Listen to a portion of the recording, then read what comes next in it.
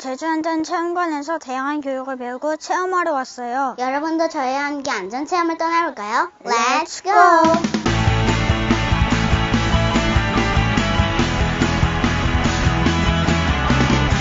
이곳은 안전체험관 3층에 있는 화재안전체험관이에요. 이곳에서는 소화기 사용법을 알아보고 직접 체험도 해볼 수 있다고 해요. 여러분, 저희를 따라오세요.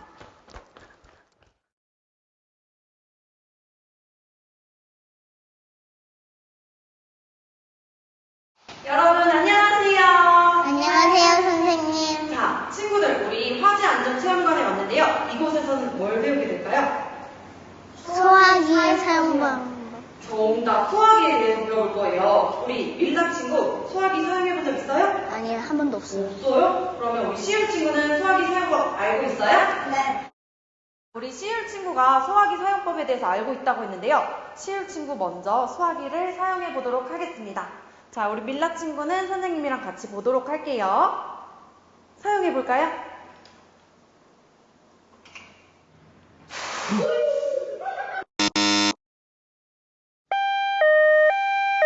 잠깐! 친구들, 소화기 사용법 제대로 알려드리겠습니다. 우리 첫 번째로 확인해야 되는 건 여기 동그란 거 보이시죠? 이 동그랗게 생긴 걸 우리는 압력 게이지라고 하는데요. 이 압력 게이지 안에 보이시는 초록색 눈금 안에 노란 색깔 화살표가 들어와 있어야 합니다.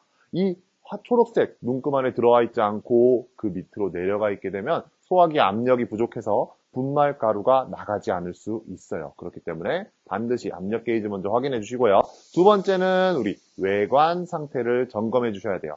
소화기 호수가 찢어져 있다든지 아니면 찌그러져 있는 소화기의 모습이 보이신다면 그 소화기는 사용을 못하실 확률이 높습니다. 그래서 외관 상태도 주기적으로 점검해 주실 필요가 있겠습니다. 마지막으로 세 번째는요. 우리 소화기의 내용 연수라는 건데요. 소화기는 제조일로부터 10년 동안 사용 가능하도록 만들어져 있습니다. 그렇기 때문에 하단에 표시되어 있는 제조 년월을 확인해 주시고요. 지금 현재 일로부터 10년이 되었는지 10년이 넘었다면 소화기를 사용하지 못할 수 있기 때문에 이 부분 또한 주기적으로 점검해 주시면 좋겠습니다.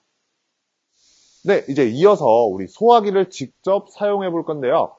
소화기를 사용하기 전에 불이 난 곳이 있다면 그곳으로 소화기를 가져가야겠죠? 양손으로 소화기를 안전하게 잡으시고요. 그 다음에 불이 난 지점으로 소화기를 가지고 갑니다. 네, 그 다음으로는 가져간 소화기를 바닥에 놓고요. 왼손으로는 소화기 윗부 몸통 부분을 잡아주시고 오른손으로 안전핀을 뽑습니다. 안전핀을 뽑으셨다면 다음으로 호수 끝부분을 잡고 옆으로 당겨 호수를 뽑아줍니다. 호수를 불이 난 곳으로 향하여 잡고 손잡이를 한 손으로 꾹 눌러주셔서 불이 난 곳에 골고루 뿌려주시면 됩니다. 이때 야외에 있다면 항상 바람을 등진 채 소화기를 뿌려주셔야 되고요. 실내에 있다면 대피로 문을 등진 채 소화기를 이용해 주시면 되겠습니다. 네, 우리 소화기 안전핀을 뽑으실 때 손잡이를 꾹 누른 채 안전핀을 뽑으시려고 하면 절대 안전핀이 뽑히지 않습니다. 그렇기 때문에 소화기 안전핀은 반드시 소화기를 바닥에 내려놓고 뽑으셔야 됩니다. 우리가 여기서 꼭 주의해야 될 사항이 하나 있는데요. 우리 소화기는 최대 15초밖에 사용할 수 없습니다. 그렇기 때문에 화재 초기에만 사용 가능하시다는 점, 이 점은 꼭 기억하실 필요가 있겠습니다. 자, 오늘 우리 친구들 선생님이랑 같이 올바른 소화기 사용법에 대해서 배워봤는데요. 우리 친구들 진짜 할 수 있을까요? 네. 그러면 선생님이랑 같이 소화기 체험을 직접 해보도록 할게요.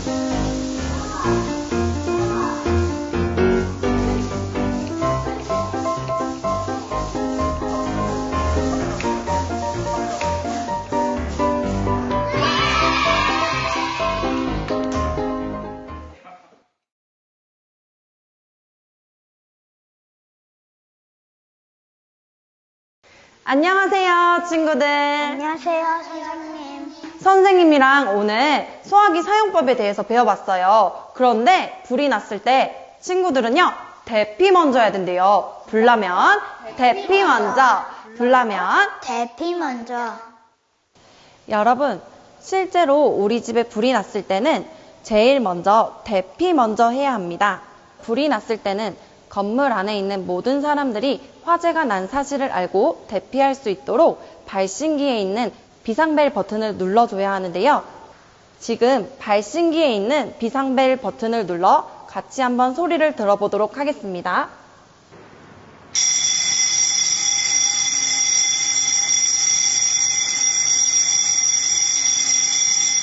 여러분, 비상벨 소리를 들어보셨는데요. 건물에서 비상벨 소리가 들린다면 여러분들도 대피 먼저 해야 된다는 사실을 꼭 기억해 주세요.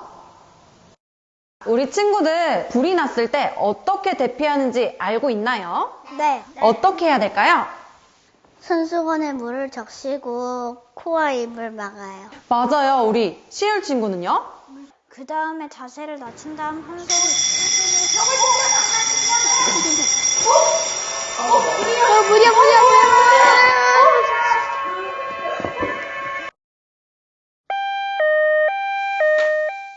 잠깐 우리 화재 대피 방법에 대해 조금 더 자세히 알아보겠는데요.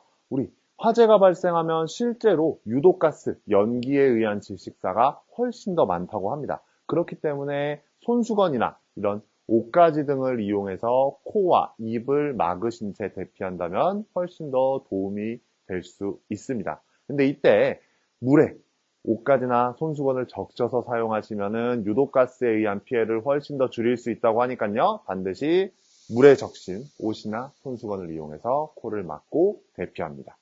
네, 우리 화재가 발생하게 되면은 연기가 피어오르게 되죠. 이 연기는 공기보다 가볍기 때문에 천장부터 시작해서 아래로 점차 내려오게 됩니다.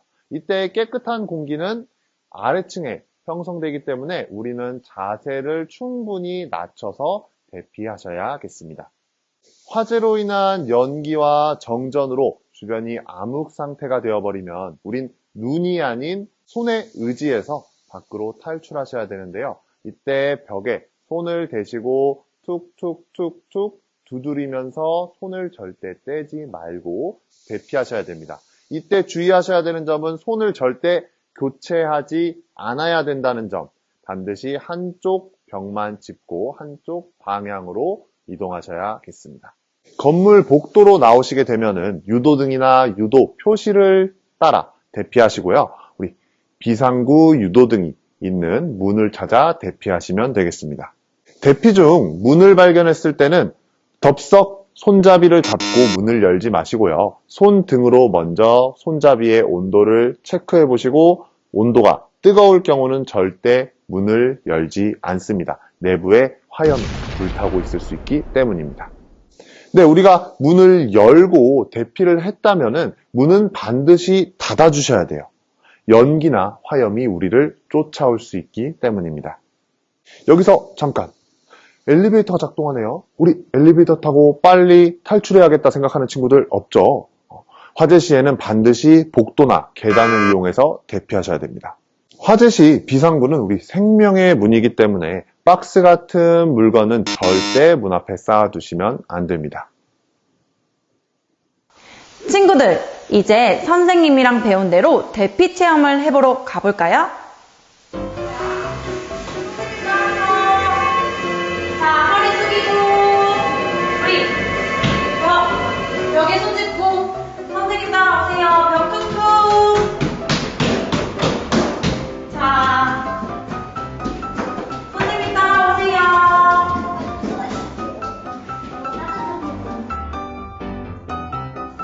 자, 벽에 있는 피난 유도선을 따라서 자, 코에 잘 맞고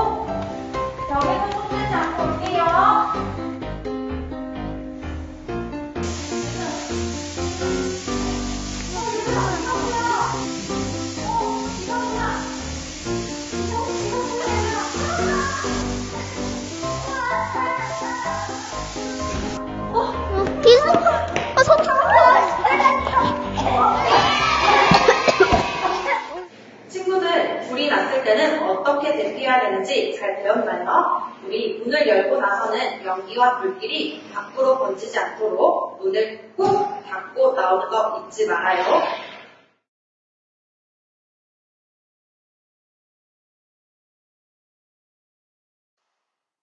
자, 우리 친구들 이번 시간에는 왕관기에 대해서 배워볼 건데요. 우리 높은 층에서 복도나 계단을 사용할 수 없을 때 어떻게 탈출해야 될까요? 엘리베이터를 타요. 엘리베이터를 타고 창문으로 탈출해요. 창문으로 탈출을 해요? 우리 친구들 너무 위험해요. 이럴 때는 우리 왕관기라는 피난기구를 이용해서 탈출을 할 수 있어요. 이번 시간에 왕관기에 대해서 배워보도록 할게요. 잠깐 우리 왕관기 사용법에 대해 자세히 알아보겠습니다. 우선 왕관기 박스를 지지대가 있는 곳까지 안전하게 갖고 가서 왕관기 박스를 개봉하고 왕관기를 꺼냅니다. 지지대에 왕관기 후크와 조절기를 결합하고 조임 너트를 완전히 조여줍니다. 지지대를 우리 탈출하는 방향으로 펼쳐주시고 우리 아래가 안전한지 확인을 하신 뒤에 릴을 아래로 던져줍니다. 이때 릴이 아래까지 바닥까지 닿는지 반드시 확인해 주셔야 됩니다.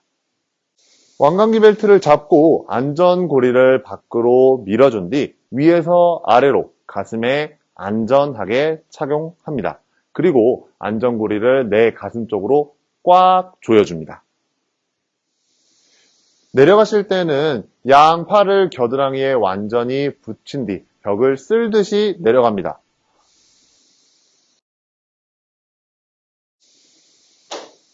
이때 안전벨트가 머리 위로 빠져나갈 수 있기 때문에 만세 자세는 절대로 취하지 않습니다.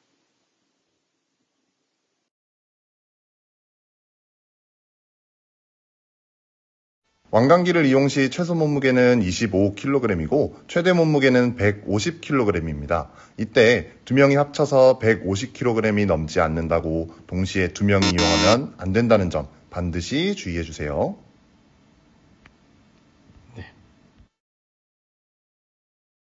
자, 우리 쉬운 친구 먼저 해볼 건데요. 한 걸음 앞으로. 자, 만세. 자, 벨트를 꼭 겨드랑이에 붙여서 머리를 몸쪽으로 당겨주세요. 자, 잘했어요. 그러면 초록색 밑에 무릎 꿇고 우리 양손은 초록색 밑에 짚어주세요. 우리 왼발 뒤로, 오른발 뒤로. 우리 겨드랑이 꼭 붙이고 발 쓸면서 자, 탈출!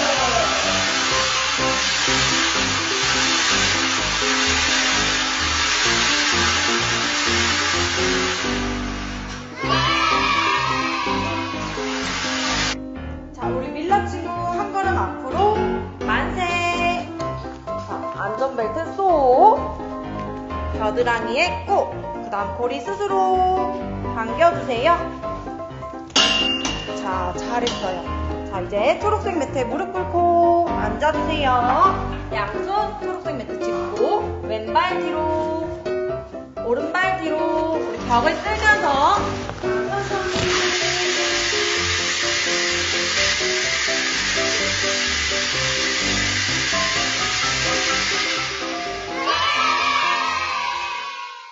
친구들, 오늘 선생님이랑 같이 왕관기에 대해서 배워봤는데요. 왕관기는 진짜 위험한 순간에만 사용하기 때문에 우리 친구들이 장난치면 안 되겠죠?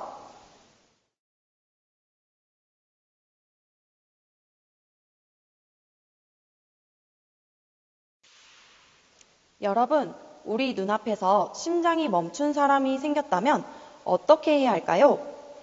맞습니다. 심정지 환자를 살릴 수 있는 유일한 방법, 심폐소생술을 해야 합니다. 심폐소생술이란 멈춘 심장을 대신해 직접 가슴 압박을 해줌으로써 주요 장기와 뇌에 산소를 포함한 혈액을 공급해주는 응급처치를 말합니다. 혹시 심정지 환자의 골든타임이 몇 분인지 알고 있나요? 정답은 바로 4분, 4분입니다. 굉장히 짧은 시간이죠? 뇌에 혈액 공급이 4분만 중단되어도 뇌 손상이 오고 6에서 10분이 지나게 되면 뇌사 상태가 될 수 있습니다. 그 이후로는 사망까지 이어질 수 있는데요. 그러므로 가능한 빨리 4분 이내에 즉시 심폐소생술이 이루어져야 합니다. 그럼 심정지 환자가 어디서 많이 발생할까요? 정답은 바로 집과 공공장소인데요. 즉, 여러분들이 생활하는 공간에서 생길 수도 있고 여러분들의 친구, 가족이 될 수도 있습니다. 심정지 환자는 예측할 수 없기 때문에 최초 목격자인 여러분들의 빠른 심폐소생술이 필요합니다. 그럼 저와 함께 심폐소생술을 배워보도록 하겠습니다. 저기 쓰러진 사람이 있어요. 그럼 우리는 제일 먼저 무엇을 해야 할까요? 119 신고? 가슴 압박? 아닙니다. 첫 번째는 바로 반응 확인입니다. 반응을 확인할 때는 환자의 양쪽 어깨를 위에서 아래로 툭툭 두드리며 환자를 큰 소리로 불러봅니다. 만약 이때 환자의 뺨을 때리거나 몸을 세게 흔든다면 환자의 경추가 손상될 수 있어 다른 곳은 건드리지 않고 환자의 양쪽 어깨만 툭툭 두드려야 합니다. 심폐소생술은 의식과 호흡이 없는 환자에게 시행되기 때문에 환자가 신음소리를 내거나 얼굴을 찡그리고 움직임을 보인다면 심폐소생술 대상이 아닙니다. 119에 신고할 때는 환자의 발생 위치와 상태를 정확하게 설명해야 합니다. 예를 들면 환자 얼굴이 파래요. 숨을 쉬기 힘들어해요. 이렇게 자세하게 설명해 줘야 합니다. 주변에 사람이 있는 경우에는 한 사람에게 119 신고를 요청하고 다른 한 사람에게는 자동 심장 충격기를 요청해야 합니다. 예를 들면 저기 안경 쓰신 남자분 119 신고해 주시고요. 저기 모자 쓴 경비 아저씨 자동 심장 충격기 가져와 주세요. 이렇게 지시하면 사람들이 정확하게 알 수 있습니다. 119 신고를 요청했다면 그 다음에는 호흡 확인을 해야 합니다. 환자의 코와 입에 귀를 대고 환자의 가슴을 바라보면서 호흡 확인을 합니다.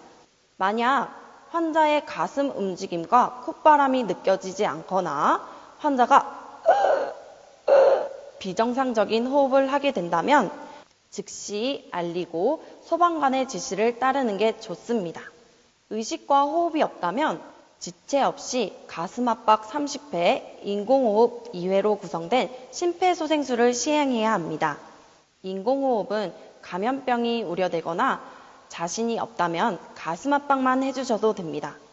먼저 정확한 가슴 압박 위치를 찾아보면 가슴 압박 위치는 가슴뼈, 즉 복장뼈를 반으로 나눴을 때 아랫부분 중간 지점입니다.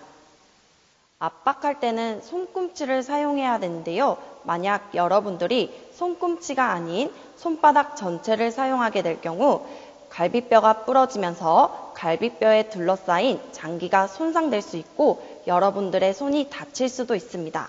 그렇기 때문에 반드시 손꿈치를 사용해야 합니다. 압박 위치에 손꿈치를 대고 다른 한 손을 포갠 뒤 깍지를 껴서 환자의 가슴에 손꿈치만 닿도록 해야 합니다. 환자의 가슴을 누르는 방법은 환자의 옆에 어깨 넓이로 다리를 벌려 무릎을 꿇고 엉덩이를 번쩍 들어 올립니다. 누르는 내 팔과 환자의 가슴이 수직이 되도록 하고 누를 때는 상체의 힘을 사용합니다. 또한 가슴 압박 깊이는 5cm 깊이로 꾹꾹 눌러줘야 하는데요. 가슴 압박이 누르는 것도 중요하지만 누른 만큼 떼주는 이완 동작도 중요합니다. 5cm 깊이로 눌러주었다면 5cm만큼 다시 올라올 수 있도록 떼주셔야 합니다. 속도는 분당 100에서 120회 속도로 즉 1초에 2번 강하고 빠르게 꾹꾹 눌러주셔야 합니다. 저와 함께 숫자를 세보며 가슴 압박을 해보도록 하겠습니다. 하나, 둘, 셋, 넷, 다섯, 여섯, 일곱, 여덟, 아홉, 열. 이렇게 숫자를 세면서 하시면 됩니다. 가슴 압박 후엔 기도 유지와 인공호흡을 해주셔야 하는데요. 인공호흡은 해주면 좋지만 입안에서 구토물이 있거나 피를 토할 경우 가슴 압박만 해주셔도 좋습니다. 기도 유지를 위해서는 환자의 이마를 뒤로 젖힌 뒤 두 손가락으로 턱뼈를 들어 올려줍니다. 이때 턱 아래 부드러운 부분을 누르게 되면 환자의 기도가 막힐 수 있기 때문에 이 부위는 누르지 않도록 주의해야 합니다. 인공호흡은 인위적으로 환자의 배에 공기를 불어넣어 호흡을 도와주는 응급처치인데요. 우리의 입과 코는 연결되어 있어 입으로 바람을 불어넣었을 때 코로 나올 수 있기 때문에 반드시 코를 막고 1초씩 2번 불어주시면 됩니다. 이때 내 눈은 환자의 가슴을 보고 가슴이 오르내리는지 확인해 주셔야 합니다. 잠깐 우리 인공호흡에 대해서 배워봤는데요. 심정지 환자가 익수와 같은 호흡성 원인이라면 반드시 인공호흡도 해야 한다는 점 꼭 기억해 주세요. 이제 여러분 주위에 쓰러진 사람을 발견하면 당황하지 않고 용감하게 할 수 있겠죠?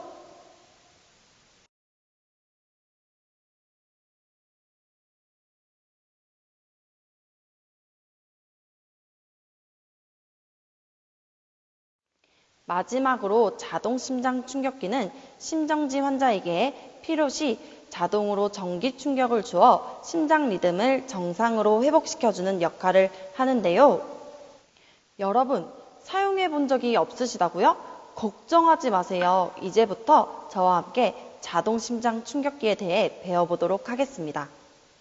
자동 심장 충격기 사용 어떻게 해야 할까요? 먼저 자동 심장 충격기가 도착하면 119 구급대원이 도착할 때까지 가슴 압박의 중단을 최소화하기 위해 다른 사람에게 가슴 압박을 인계합니다. 그리고 가져온 자동 심장 충격기를 열고 즉시 전원을 켭니다. 그 다음 환자의 가슴에 패드를 부착해야 하는데요.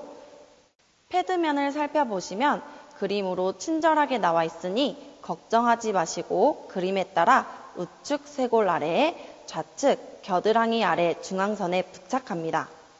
패드와 연결된 선을 기계에 꽂고 기계에 나오는 음성 지시에 따라 행동해 주시면 됩니다. 분석 진행 중이라는 말이 나오면 분석 중에 오류가 나지 않도록 환자에게 떨어지고 전기 충격이 필요하게 되면 기계에서 자동으로 충전되어 기계 지시음에 따라 충격 버튼을 눌러주시면 됩니다.